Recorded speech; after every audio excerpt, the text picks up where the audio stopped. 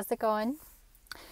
So I finally posted my weekly astrology forecast, and I got a comment on it this week that sparked a little idea in my brain, something that I wanted to share with you.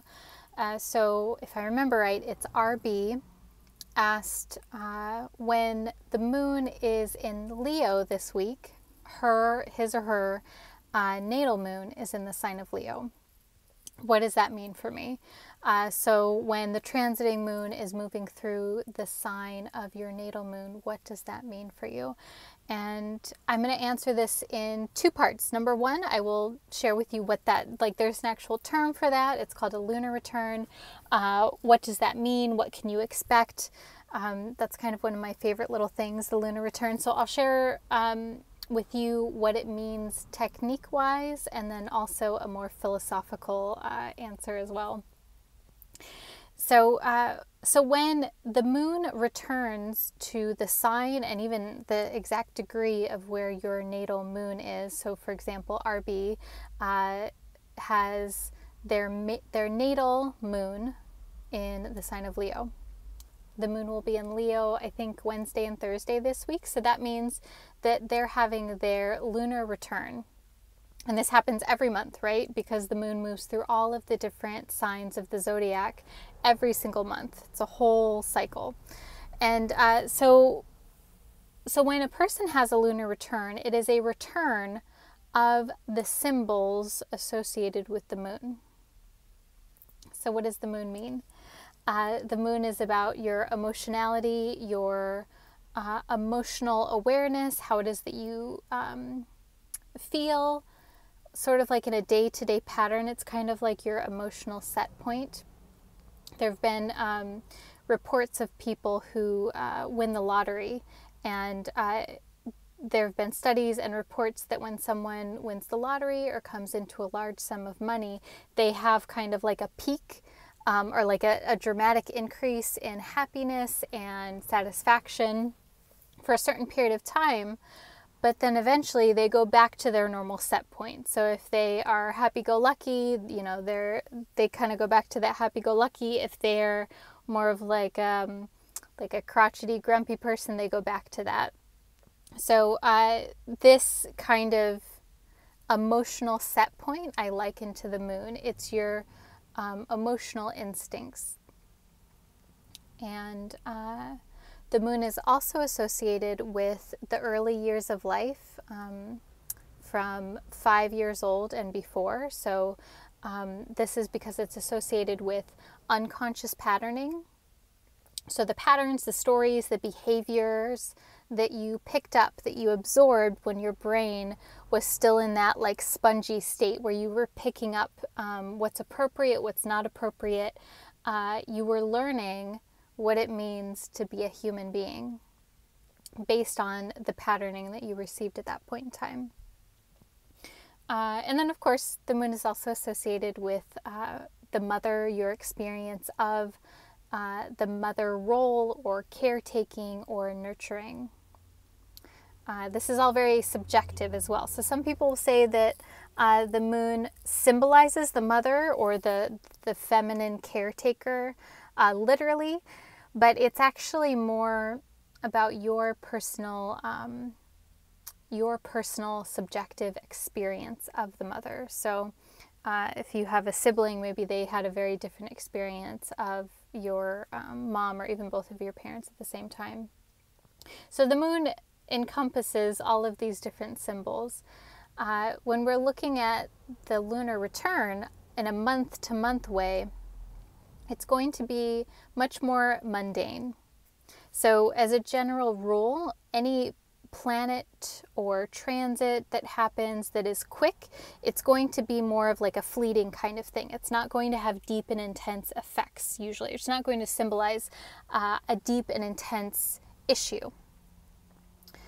Whereas with slower planets like Saturn, Jupiter, even Saturn, Neptune, Pluto, Uranus, those planets move very slowly. So they will be in a certain area for a very long period of time, and there are deeper roots that are grown. when that symbol is in place. So that symbol has more time to take effect. Versus what we're talking about now with the moon, it's very quick, it's very fleeting. It's like in and it's out. So there's not a lot of time for the symbol to kind of like dig in, if that makes sense.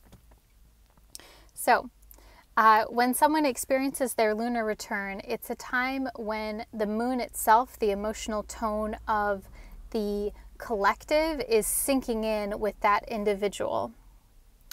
And so it depends on your natal moon placement on what this means for you. If, let's say, your moon is located in the 10th house and it's conjunct Venus and it's in Libra, let's say that's an example, then I would imagine for a person like that, they're going to feel like being out in the world. They're going to feel like really jazzed about being seen. They're going to be received well because it's 10th house, public persona, even career could be like a good time to like connect with managers or anyone that that you want to like be seen as successful. In Libra, you know, like the sign of sociality, being social. So that is going to be very different. Who, let's say someone has their moon in Scorpio and it's in the 8th house and it's conjunct Saturn. That lunar return, always, every single month, it's going to typically feel very different for that person because their natal placement, their like internal experience of moon is very different.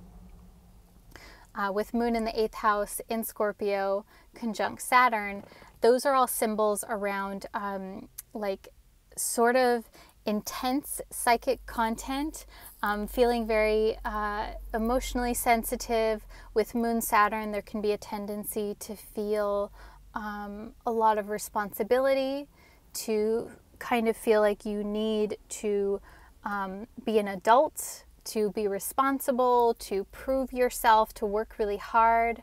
And then in the 8th house, this is about working through psychic material. It can also be about working with resources, with other people's resources, and how it is that you share your skills and share your skills with others and rely on others to share their skills and their resources with you.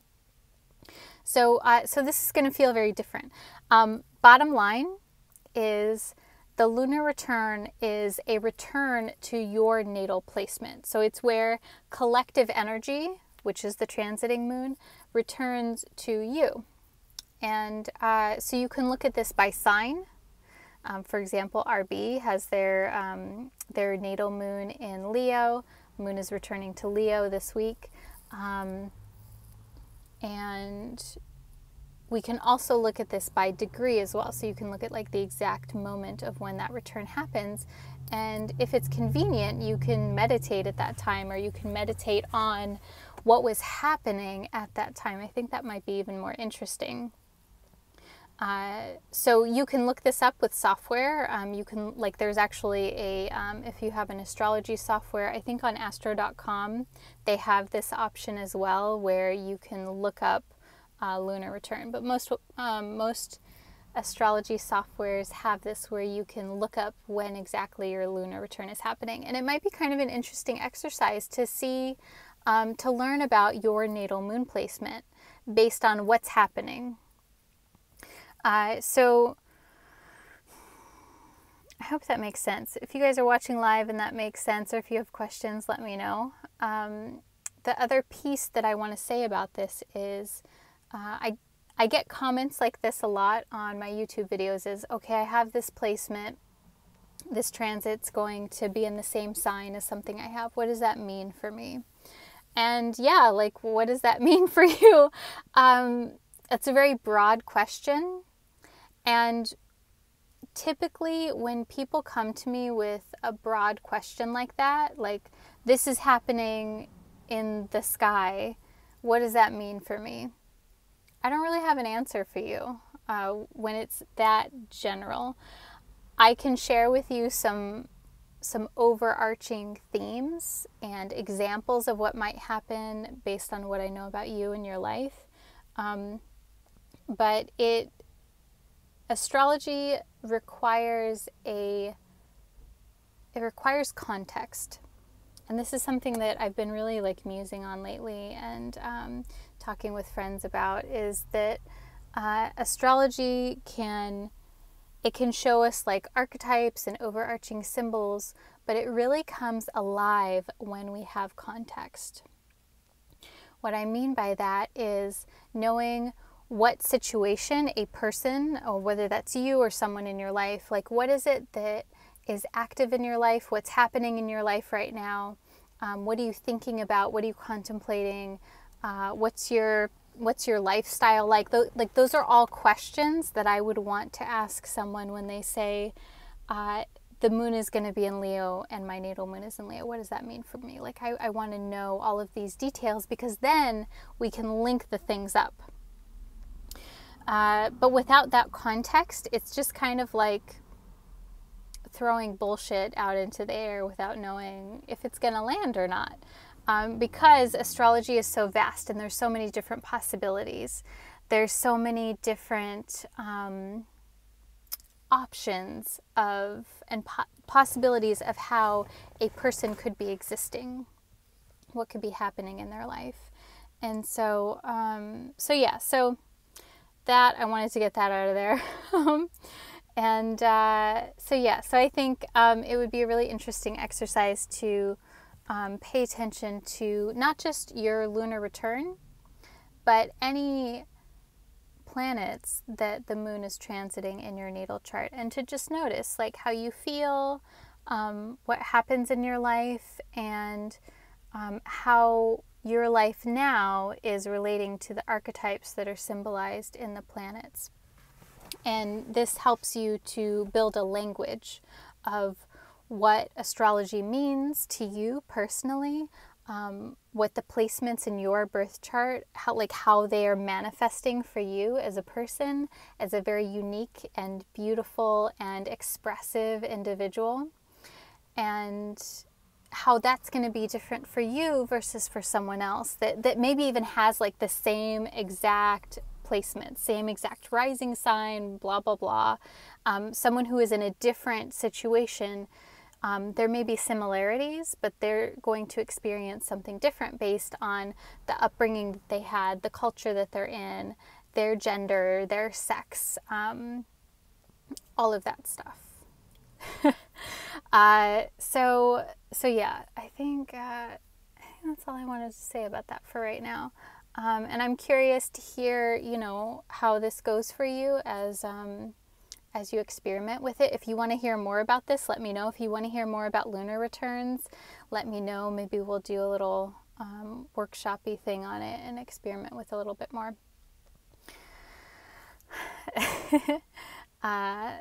Thank you. Oh, hi, Polly from Australia. Thank you.